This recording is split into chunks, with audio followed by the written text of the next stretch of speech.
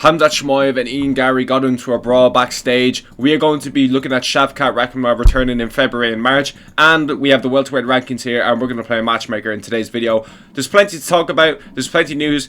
But I think we need to start with Ian Garry. So I have this virus. I've never been as sick in my fucking life.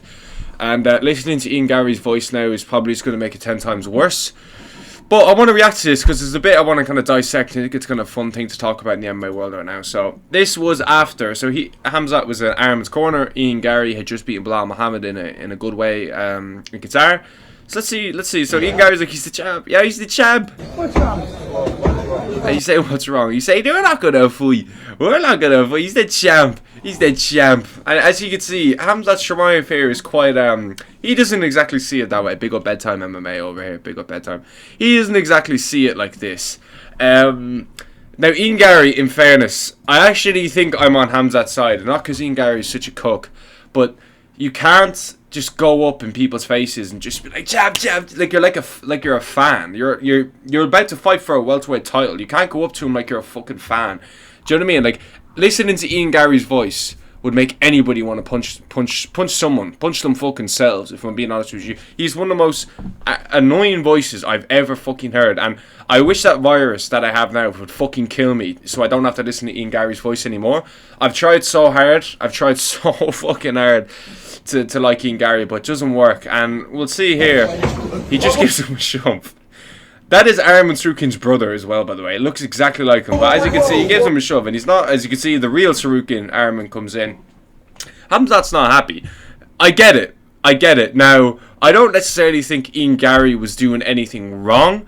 But I don't think you need to be so pally with him. Do you know what I mean? Like, I actually saw some fucking idiot online. Some fucking moron on TikTok. I don't know a fucking name. He thinks that Khamzat would lose to Ian Garry. So that just shows you how fucking stupid some people are in this world. That they actually believe that Ian Garry would beat Khamzat Chimaev. It just shows you how, you know, stupid some people are. They're just definitely John Jones fans. Absolute Makhachev fanboys. They definitely think John Pork was in the right to beat the shit out of Dylan Dennis, because that's all that crew do. They just go around beating the shit out of people. And as soon as someone does anything to them, they just cower away. It's kind of a fact, and I love Makhachev. I'm not including him in this, but Khabib's a fucking punk ass for, you know, slapping Artem Lobov and shit like that, but it's all good. You never really hear anyone say that, because, yeah, we all know why. But he kind of goes at him here, and he's saying, relax, and he says, I'm going to fuck you up, bitch. I'm going to fuck you up. He would absolutely decimate Ian Garry in that cage. Let's make no mistake about it. This would not be a close fight. Now, Ian really got him with he said he has little dick energy, so, you know, he really got him with the sauce there. I'd be pissed if I was Khamzat too. As you can see. Well, dude, that's just childish. I mean, you're a champion in this sport. Okay, listen to Ian Garry now. Look at me, you're meant to be a champion in this sport. Your friend just won, don't ruin his victory. Arman, congratulations. He's such a fucking annoying Arman, bro, thank you. And Saruki's just like, yeah, fuck off back to the cook chair, mate.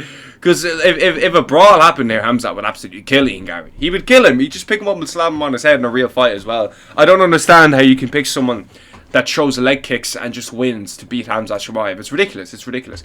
But big up Arman Sarukin. Arman Sarukin's a top 5 favourite fighter for me. So I'm never going to show him. I used to dislike him, but he's a fucking G. And that was kind of it. Arman's kind of just in there now. He doesn't want no smoke. And look at this from Ian Garry. It doesn't show up. But Ian Garry goes up dabbing everyone up. And I'm just like, bro, he's got the most irritating, despicable, disgusting voice ever. And listen, yes, he looked good against Belal Muhammad. I'm never going to take that away from him. But you didn't look anything special. You just stood out of range and just didn't do anything out of the ordinary and really made like a statement. Now, Ian Garry, we'll actually go on to Ian Garry's thing here in the welterweight rankings, and we can have a little look. So he's number 2 right now. He has a serious resume. He has an absolutely serious resume. So Belal Muhammad win, Carlos Prates win, lost to Shavkat Rakhmonov, even though he did look quite well in that. Michael Venom Page fight, a lot of people thought MVP won. And this is the kind of fight that made me question how good Ian Garry's striking is. He looked very good against Carlos Prates on short notice. That was incredible. That was incredible. He took the Shavkat Rakhmonov on short notice. Now, I will never disrespect Ian Garry in a way to say he's scared of anybody. He's the definition of anyone, anywhere. He will fight anyone, anywhere. Take it from someone who's from Ireland, okay? We like Ian Garry when he fights, but any time he opens his mouth, he's just the most unlikable human being I think I've ever come across in my life. I'm just checking there. But even the Jeff Neal fight. Jeff Neal's a good win. Neil Magny. But a lot of decisions. By a lot of decisions, I mean they're all decisions. And he went to a split decision with Jeff Neal. MVP was close. Shavkat he lost. Yeah, there's some questions about Gary's wins. Do you know what I mean? He couldn't finish Neil Magny. Split decision against Jeff Neal. And some of my mates actually thought he won. I thought Ian won. Close fight versus MVP where he turned into a grappler. You lost to Shavkat, okay, and he just parades around like he won the fight.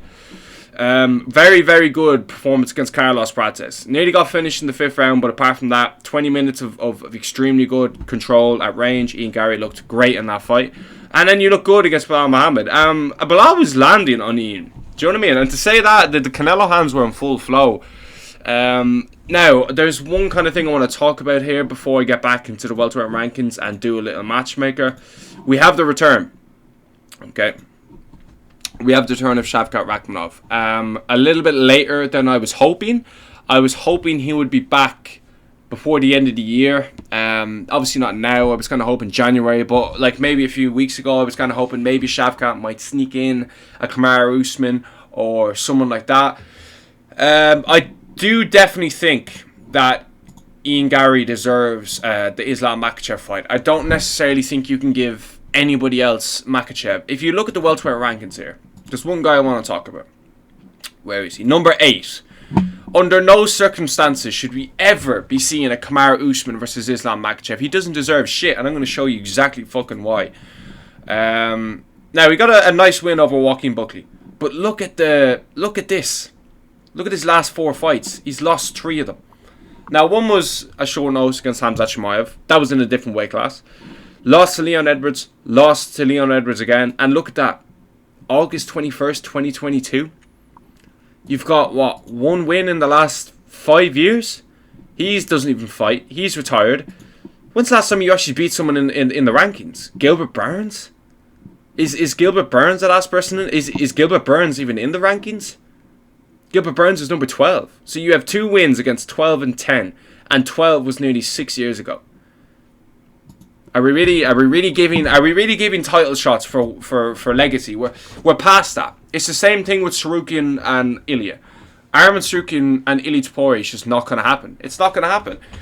Kamaru Usman absolutely does not deserve a title shot. I wouldn't mind seeing him versus Shavkat. I think Usman versus Shavkat's a fun fight. I think Usman versus a lot of these guys is a fun fight. Like, I don't know how good Usman still is. You know, you get a nice win against Joaquin Buckley. It was extremely fucking boring. But apart from that, you've got some fucking killers here. Like, you've got Michael Morales, who's an absolute fucking beast. A 19-fight win streak, 19-0, undefeated. Ran through Sean Brady, picked up a very impressive first-round TKO against Gilbert Burns. A very impressive TKO against Neil Magny. Even Jake Matthews is a good win. Max Griffin. Fugit as well. These are good wins. Like, he's got a good win streak here. And obviously we have Carlos Prates. For me personally, I think Carlos Prates versus Michael Morales is a generational fight. I think that's the fight that needs to happen. I think it's an absolute striker's delight. I would be picking Michael Morales for that. I was so heartbroken that Leon got knocked out. It was actually insane. But Prates is on a nice run. You know what I mean? Jeff Neal, first round TKO with the spinning elbow. Even the Ian Garry fight. Listen, look at Carlos Prates has fought 4 times in the last year. Very, very impressive. I really like. Very, very impressive here. And look at the trend here. Finish. Nearly finished Ian Garry. Carlos Prates is in the rankings and he deserves one. Someone like Sean Brady definitely took stock loss. And it's frustrating because Sean Brady had the exact same problem against Michael Morales that he felt he did against Belal Muhammad, where he froze up on the feet. and was just unable to shoot any takedowns. And I think it's a real shame because I thought Sean Brady was the man. And I don't necessarily think Michael Morales is going to deserve a title shot beating Sean Brady. I think Carlos Prates versus Sean Brady is just a perfect fight to really cement a number one contender fight, a title eliminator or welterweight. I love those kind of fights. I think Prates versus Moraes is an absolute banger, and there's nothing I love more. I genuinely mean this. There's nothing I love more than a title eliminator. I genuinely mean that. There's nothing that excites me more because it just gives structure to the division. It gives us landscape. Look at lightweight. We have no idea who's next. We all know who should be. Pimblett could get it. Gaethje could get it. Arman Sarukian deserves it. But then you have Michael Morales versus Carlos Prates, and then you do the Cook versus Islam Makhachev.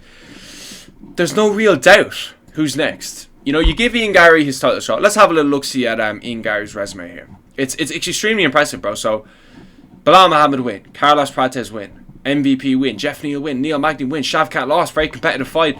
I don't understand how you can't give Ian Garry the title shot. Now, you can make the argument that, yo, Shavkat's still here. I do believe there's a little bit of an argument there because can you give Shavkat the title shot over Ian Garry? Because the Shavkat situation is quite unique. Oh, yeah. The Shavkat situation is quite unique where he didn't actually lose. He didn't lose. And I know he was injured, but he was the one who signed to fight Belal Muhammad. Belal Muhammad pulled out and he beat Ian Garry on short notice as well. He was never rescheduled to fight Belal Muhammad. He was just injured, and then unfortunately I think his wife got into a seriously bad car accident, so that was very sad. That would take a long time to recover from, just the emotional stuff of that. So Shavkat has been, let me get up Shavkat's thing here. So there is that argument of Shavkat never really lost and Shavkat has been here, but Ian Garry's done way more work. Ian Garry's just took out Belal Muhammad, and as much as Shavkat's done well against Wonderboy, he's done well against Jeff Neal, he's done well against Neil Magny. I feel like a lot of these welterweights just have kind of common denominator opponents. There's like Jeff Neal, Neil Magny, and then you might have like a Prates in there as well for Ian Garry's sake. But Jeff Neal and Neil Magny just seem to be the one that everyone has, the two that everyone has on their resume. And Shavkat's, you know, the first fight he ever had that didn't go to a finish was against Ian Garry. The dude's as dangerous as they come. Look at all this: submission, TKO, submission, sub, submission, and then the decision against Ian Garry. Ian Garry is going to be extremely hard to finish for anybody. And for the champion, I don't necessarily see Islam Makhachev having a problem with Ian Garry. I think it's actually quite a comfortable fight for him, to be honest. And for the thing about Makhachev versus Garry, I actually think that Islam Makhachev could just win the fight standing.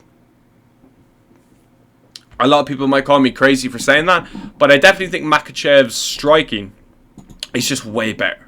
Way fucking better than Ian Garry's. And, you know, TKO, decision, submission, submission, and then decision. He's had one boring fight in his whole career. All of these fights were absolute bangers, and let's not forget about the Charles Oliveira performance.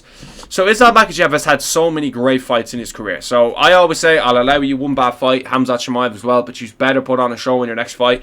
And I think Islam versus Ian is absolutely the fight that should happen. Ian Garry's done more than enough in my opinion, and I'm not saying that just because I'm Irish. I've literally shit on him the whole time, but you just can't give anybody. Now, if the UFC were like, you're too shit on the mic and you're just too cringe, I'd be like, fair, yeah, fair.